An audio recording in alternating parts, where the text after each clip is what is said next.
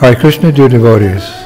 Today we are sitting in a very sacred place, the home of Lord Chaitanya's uncle, Chandrasekhar Acharya. Many of the youthful pastimes took place right here. Sachimata often sent Nimai to this courtyard, and in these very lanes, the waves of Sankirtan first began to rise.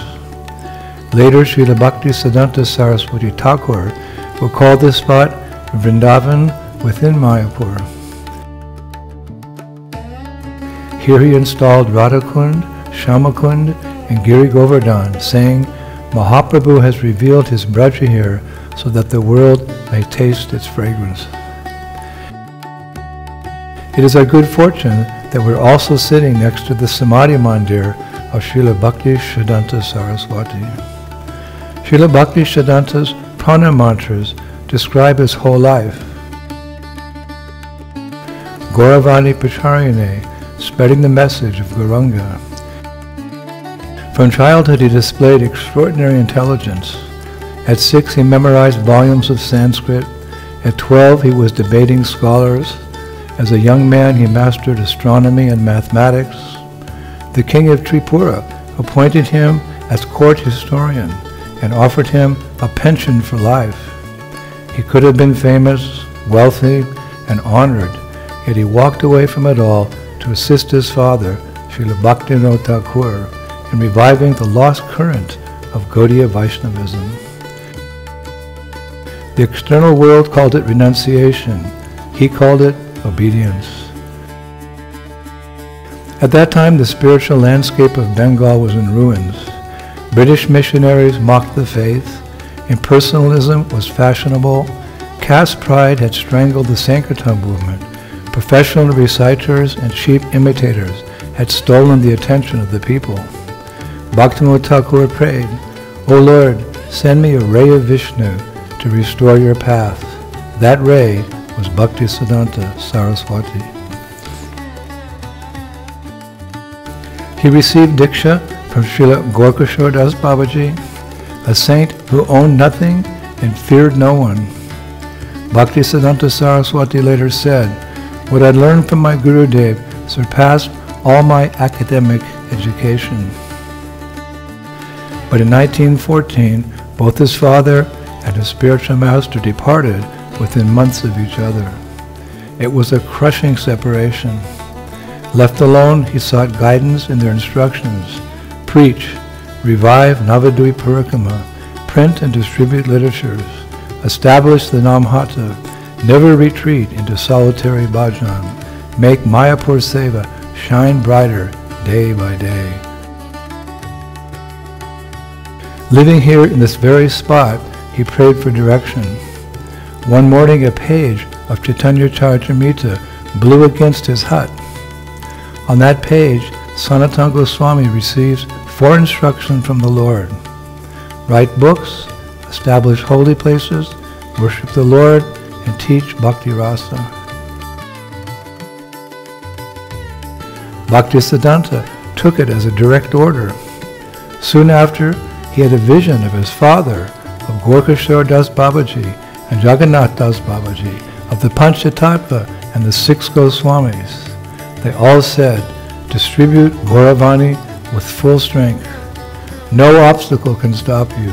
We are with you. With that blessing, he vowed to chant 1 billion holy names, around 192 rounds daily for 9 years. During those years, he still worked, wrote, and trained devotees. When asked where he lived, he would smile, in Vrindavan, because for him, this place where we are now was Vrindavan. After fulfilling that vow, in 1918, he took Tridandi sannyas before a photo of his guru the day before Gaur Purnima. Some criticized him. How can one take sannyas before a picture? He replied, if the Lord can appear in a picture to accept our worship, surely my guru can appear to give me this vow. He knew that to protect the mission, he would need an order respected by society. That single act of courage opened the door for the preaching explosion that followed. He founded the Gaudiya Math, initiated disciples by quality not caste, and organized vast Navadvip Parikramas with thousands of pilgrims, elephants, and hundreds of mridangas. He used printing presses as his temples, newspapers as his pulpits, and scholars as his audience. Within 2 decades, more than 100 centers carried the flag of Rupanuga Bhakti. To the sentimental, he appeared strict. To the thoughtful, he was mercy itself. When he debated scholars, his words were sharp, but his heart was soft. In private he prayed, "May I never desire anything but the highest good for my worst enemies." This combination of thunder and compassion reflected Lord Nrsinga's own mood, cutting falsehood, protecting devotion.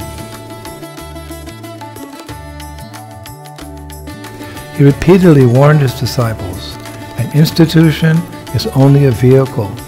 If you forget the purpose, the vehicle becomes a prison. Yet he also said, without organization, how will you spread the name? His genius was balance, principle without rigidity, structure without pride. Toward the end of his manifest pastimes, he gave his famous instruction, knock on every door, carry the current of Bhakti Vinod to the whole world. The West must receive Mahaprabhu's mercy. One of my disciples will cross the ocean. And that disciple, of course, was His Divine Grace, Srila A.C. Bhaktivedanta Swami Prabhupada. Today, every temple, every chanting party, every devotee across the globe is fruit from that seed sown right here.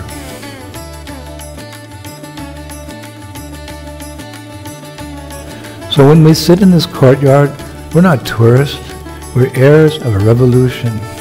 From here, the current of pure devotion began to move again after centuries of stagnation. From here, books, kirtans, and fearless preachers flowed out like sacred rivers. And from here, by the power of his vow and his compassion, the door to the entire world opened. Let us take a moment to remember that our own service, whatever it may be, stands on the foundation he laid. If we can keep even a fraction of his determination and purity, the current will continue to flow through us.